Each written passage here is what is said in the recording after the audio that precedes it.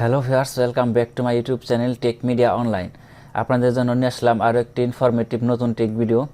আজকের ভিডিওতে আমরা দেখব কিভাবে আপনারা একটি ফটোর ব্যাকগ্রাউন্ড রিমুভ করতে পারবেন খুব সহজেই, কোনো ঝামেলা ছাড়াই, কোনো সফটওয়্যার ছাড়াই। কিভাবে আপনারা অনলাইনের মাধ্যমে একটি ফটোর ব্যাকগ্রাউন্ড রিমুভ করতে পারবেন এবং কিভাবে আপনারা কোনো ব্যাকগ্রাউন্ড চেঞ্জ করতে পারবেন সেই বিষয়টি আজকের ভিডিওতে আমরা দেখব। সো আর কথা না বাড়িয়ে চলুন আমরা মূল ভিডিওতে চলে যাই। প্রথমে আমরা যে কাজটি করব সেটি হচ্ছে আমরা একটি ক্রোম ব্রাউজার ওপেন করে নেব। আমি গুগল ক্রোম ব্রাউজারটা ওপেন করে নিলাম। ওপেন করে নেওয়ার পর আমাদের প্রথমে যে কাজটি করতে হবে সেটি হচ্ছে আমাদের প্রথমে সার্চ অপশনে চলে যেতে হবে। আমরা এখন সার্চ অপশনে চলে গিয়ে লিখব remove.bg। আমরা জাস্ট লিখব remove.bg, এরপর এন্টার প্রেস করব। সার্চ করার পর আমাদের সামনে এরকম একটি ওয়েবসাইট চলে আসবে। আপনারা দেখতে পাচ্ছেন আমাদের সামনে একটি ওয়েবসাইট চলে আসছে। ওয়েবসাইটটির নাম হচ্ছে রিমুভ ব্যাকগ্রাউন্ড ইমেজ। আমরা এই ওয়েবসাইটের মাধ্যমে কোনো সফটওয়্যার ছাড়াই অনলাইনের মাধ্যমে যে কোনো ফটোর ব্যাকগ্রাউন্ড চেঞ্জ করতে পারি বা রিমুভ করতে পারি। চাইলে আপনারা যে কোনো ধরনের ব্যাকগ্রাউন্ড এই জায়গা থেকে সেট করতে পারবেন। আমরা যদি একটু নিচের দিকে চলে আসি, নিচের দিকে আসার পর দেখতে পাচ্ছেন এই জায়গায় একটি আমাদের প্রিভিউ দিয়েছে যে আমরা ব্যাকগ্রাউন্ড রিমুভ করার পর কীরকম হবে এবং আগের অবস্থা কীরকম ছিল এবং পরের অবস্থা ব্যাকগ্রাউন্ড রিমুভ করার পর কীরকম হয়েছে সেরকম একটি এক্সাম্পল এই জায়গায় দেওয়া আছে।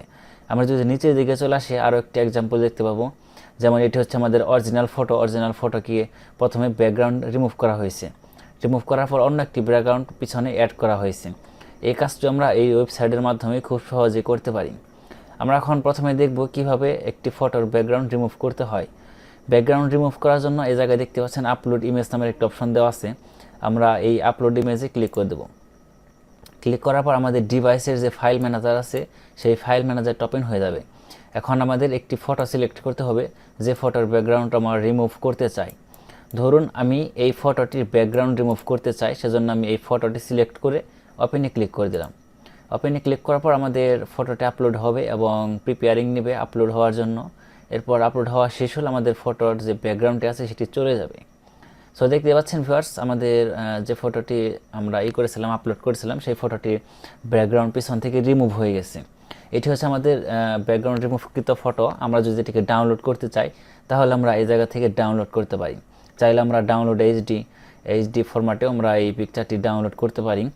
এখন আমরা যদি চাই যে আমাদের এই ফটোর ব্যাকগ্রাউন্ডটি চেঞ্জ করে দেব, চাইলে আমরা সলিড কালার দিতে পারি, চাইলে আমাদের কাস্টম যে কোনো ইমেজ আমরা এই জায়গা থেকে সেট করে দিতে পারি। ধরুন আমি এই ফটোটা এখন এডিট করব। এডিট করার জন্য এইদিকে দেখতে পাচ্ছেন কর্নারের দিকে এডিটের একটা আইকন দেওয়া আছে। আমরা যদি এই এডিটে ক্লিক করে দিই তাহলে এরকম একটি প্রিভিউ চলে আসবে আমাদের সামনে। আমরা চাইলে এই ফটোর ব্যাকগ্রাউন্ড চেঞ্জ করতে পারি। দেখতে পাচ্ছেন এই জায়গায় অনেক ধরনের ব্যাকগ্রাউন্ড দেওয়া আছে। আমাদের যে ব্যাকগ্রাউন্ডটি ভালো লাগে সেই ব্যাকগ্রাউন্ডে যদি আমরা ক্লিক করে দিই মাউস দিয়ে, তাহলে দেখতে পাচ্ছেন পিছনে সেই ফটোর ব্যাকগ্রাউন্ডটি চেঞ্জ হচ্ছে। আমরা চাইলে যে কোনো ধরনের ব্যাকগ্রাউন্ড এই জায়গায় বসাতে পারি। দেখতে পাচ্ছেন এই জায়গায় অনেকগুলো ফ্রি ব্যাকগ্রাউন্ড দেওয়া আছে। আপনারা চাইলে আপনাদের পছন্দ মতো যে কোনো ব্যাকগ্রাউন্ড এই জায়গা থেকে সিলেক্ট করে নিতে পারবেন এবং সেটি চেঞ্জ করে দিতে পারবেন। বিভিন্ন ধরনের ব্যাকগ্রাউন্ড এই জায়গায় দেওয়া আছে। এরপর আপনারা যদি চান যে সলিড কোনো কালার দিবেন, যে পিছনে কোনো ব্যাকগ্রাউন্ড থাকবে না, শুধু কালার থাকবে, কালার রাখার জন্য দেখতে পাচ্ছেন কালারের অপশন দেওয়া আছে। এই জায়গায় আমরা যদি কালারে ক্লিক করে দিই তাহলে নিচের দিকেও সলিড কালার চলে আসবে। চাইলে আপনারা যে কোনো ধরনের কালার দিতে পারেন, চাইলে গ্রিন দিতে পারেন, ব্লু দিতে পারেন, রেড, এরপর সিয়েলো, যে কোনো ধরনের কালার এই জায়গা থেকে দিতে পারবেন। চাইলে জায়গা থেকে কাস্টম কালার সেট করতে পারবেন।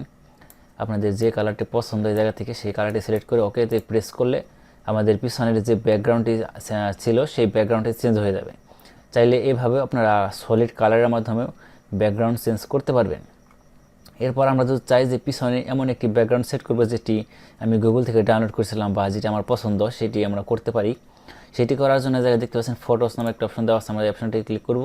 ক্লিক করার পরে জায়গায় দেখতে পাচ্ছেন আপলোড ব্যাকগ্রাউন্ড নামের একটা অপশন দেওয়া আছে। জায়গায় আমরা যদি এই অপশনটিতে ক্লিক করে দিই, করে দেওয়ার পর আমাদের ফাইল ম্যানেজার ওপেন হবে। আমরা যে ফটোটি আমাদের পিছনের ব্যাকগ্রাউন্ডে দিতে চাই সেই ফটোটি সিলেক্ট করে দেব।